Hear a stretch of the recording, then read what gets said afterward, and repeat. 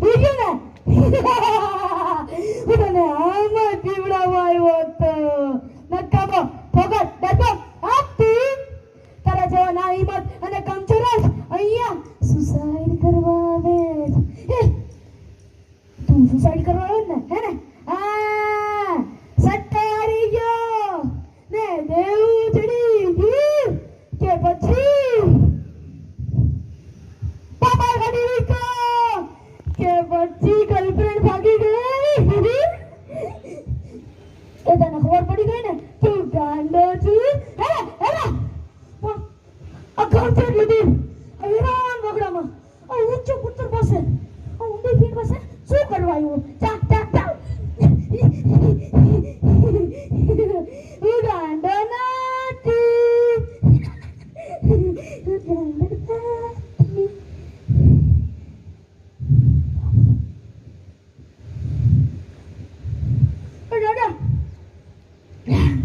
પેલા ઊંચા પથ્થર પર જઈ અને પડી જા એટલે તારું પૂરું જય શ્રી કૃષ્ણ ને જય સિયારામ રામ બોલો ભાઈ રામ રામ બોલો ભાઈ રામ રામ બોલો ભાઈ રામ જાઓ જા બરો જો તું તો મરવા આવ્યો ને હે ને હા તો પછી તારા જેકેટ ને ચપ્પલ આપી દે ને મને કાંટો વાગે છે પથ્થર વાગે છે ઠંડી લાગે છે આપી દે ને તારું કામ છે બધાનું તું તો આમાંય મરવા આવ્યો છે આપી દે ને લઈ આ પકડ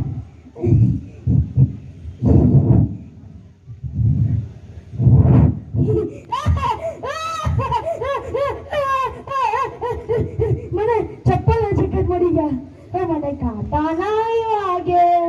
પતરા નહીં વાગે ઠંડી નહીં લાગે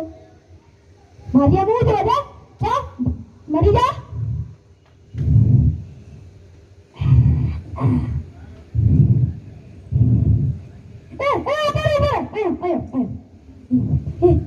પછી કહે છે તારી પાસે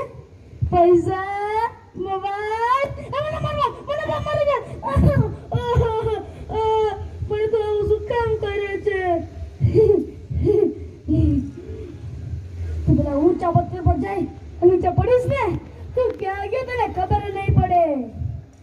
મને ખબર છે તું પેલા કટાળી ચાળી જાખડામાં આખડા તો વિચારતો લોહી લુવાણ નીચે જાય તારી ચામડીઓ નીચે આવી જશે હડકા તૂટી જશે આંખો ફૂટી જશે અસહ્ય પીડા અને અજરા વિછોના ડંકની બળતરા થશે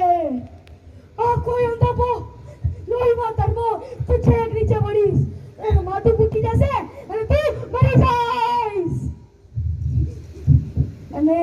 ના મર્યો તો જંગલી કૂતરા ચલો કીટ સમર્યું આ બધાને જીવતા છોડવાનું ચાલુ કરશે ઉંદરો કીડા ઈયળો આ બધાને જીવતા ખાઈ જશે અને તું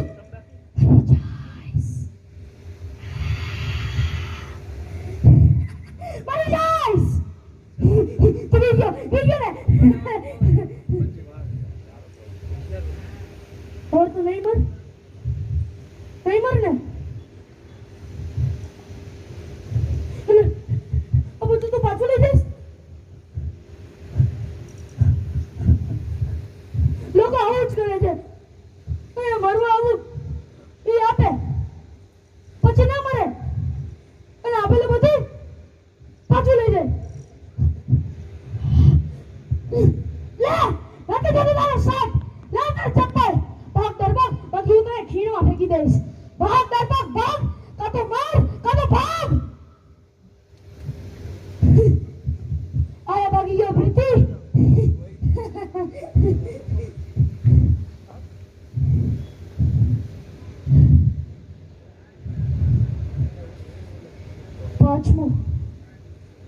પાંચમો જીવ બચાવ્યો પ્રીતિ તું જ્યારે અહીંયા મળવા આવી હતી ને ત્યારે કામ તને પણ કોઈ ગાંડો મળ્યો હોત. તું તો બહુ ડાય છોકરી હતી, પણ તારી વાત કોઈએ ન માની.